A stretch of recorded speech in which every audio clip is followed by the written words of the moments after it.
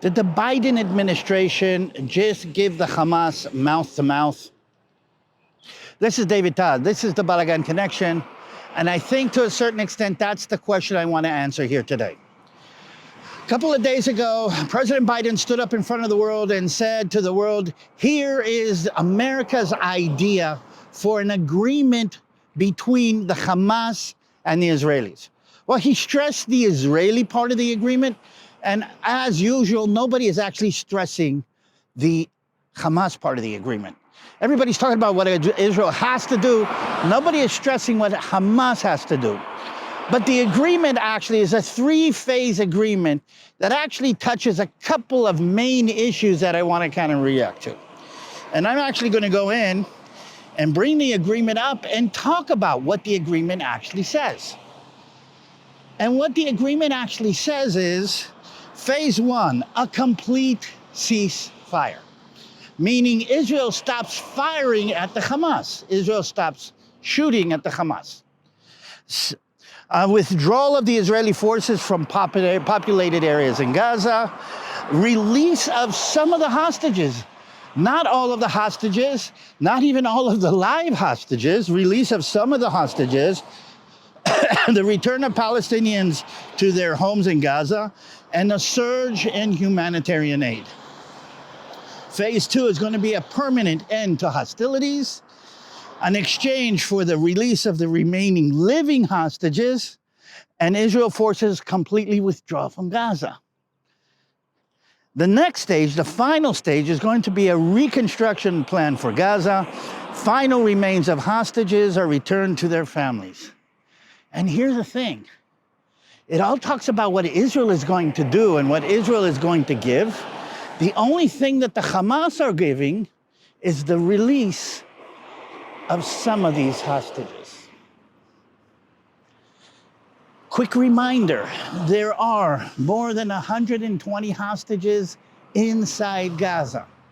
120 people, each one with a story, each one with a life, each one with a family, each one with a connection.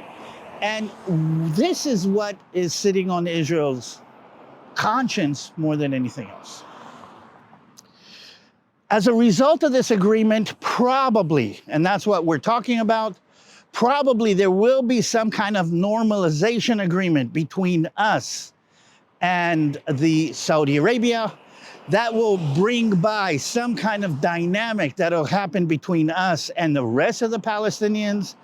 And this agreement doesn't even say a word about what's going to be the day after. And basically, when I read the agreement, everything that it talks about is about returning the situation to where it was on the 6th of October. I believe we've got a problem. But it looks like international pressure and the pressure of the families that actually are represented here is going to bring Israel to the point where it looks like Israel is going to say yes to the hostage agreement, yes to some kind of ceasefire, and yes to the fact that Hamas is going to stay there in the near future. We don't know how long.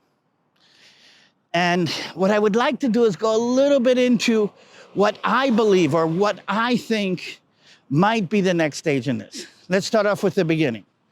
The minute Hamas is given a ceasefire, they can reorganize themselves. They can restock themselves. They can reorganize themselves inside the tunnels in Gaza. They can reorganize themselves all over the place. They can move people from place to place. They can move hostages from place to place. The second thing is humanitarian aid has been going in. So the whole issue of humanitarian aid isn't the main issue of this agreement.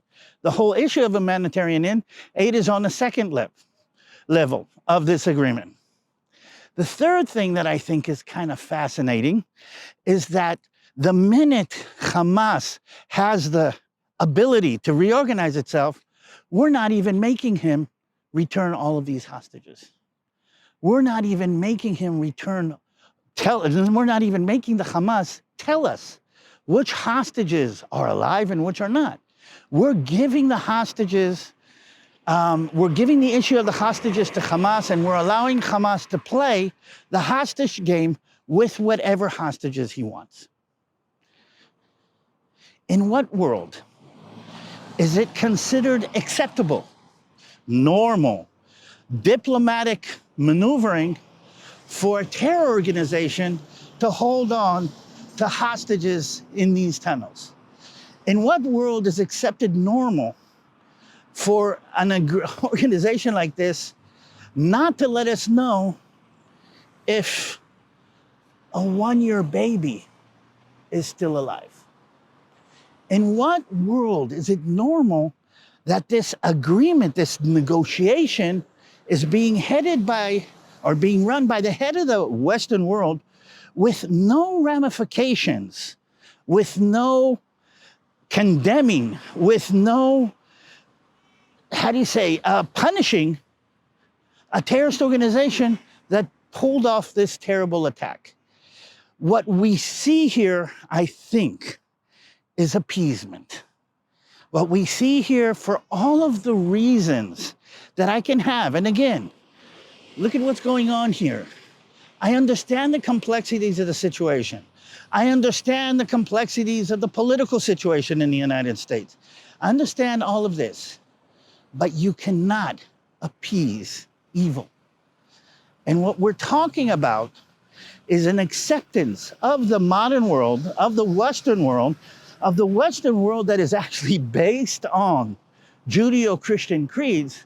We're accepting an appeasement of the evil that Hamas represents in the name of the release of the hostages, in the name of the stop of the war, in the name of our worry, and in the name of not really liking to see what's going on in Gaza. And we are appeasing this evil, and we are going to allow this evil to continue. I think this is going to cause some more problems down the way.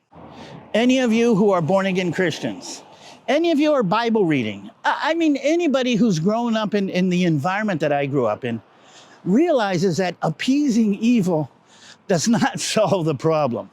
It just creates a bigger problem.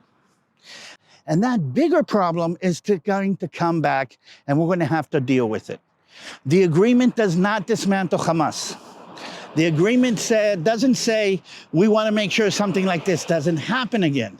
The agreement says let's go back to the situation that we were on the 6th of October, return Israel's hostages, and talk about rebuilding of Gaza and solving the Palestinian problem. The agreement is basically, more than anything, a victory for the Hamas. And I am learning to live with that. I don't know what to do. This is the situation. This is what's going to happen. And there's nothing I think that Israel can do at this stage in order to solve that problem. So that's the agreement that we're talking about. But think about this. The world is watching. The evil around us is watching. Everybody else is watching. They're going to see this. They're going to see that if you take a Western hostage, an Israeli hostage, you put them in a tunnel and you hold them for long enough, the Western world will agree to any of it and all of your terms. If you're willing to put your life on the line and take somebody and put them in a tunnel, then you will achieve whatever political roles, whatever political needs that you want to achieve. And when the world realizes this, especially the evil in the world realizes this, the situation is not going to be better, it's going to be worse. And this line of chairs that I see behind me is not going to get shorter, it's going to get longer. This is what I came to say here today. So this is DaviD TaL. This is the hostage negotiation, the hostage agreement that is taking place right now. We're trying to figure out what to do. By the time you see this movie, it might have been already signed. There might be more events that are connected to this. But as of now, it looks like the hostage agreement is going to run through. I'm sorry to say, after everything that we've gone through, this is the situation we are in today. And yes, please pray for us. Pray that this will not get worse. Please pray that this line will get shorter. Please pray that Israel will be strong at the end of this. Please pray that the situation in the north will not get worse. This is DaviD TaL. This is the Balagan Connection on the hills of Judea, on the edge of the agreement that is going to change the situation here in the Middle East. Pray that the Prince of Peace will make this work in the right direction. Pray for us. Hope to see you here soon.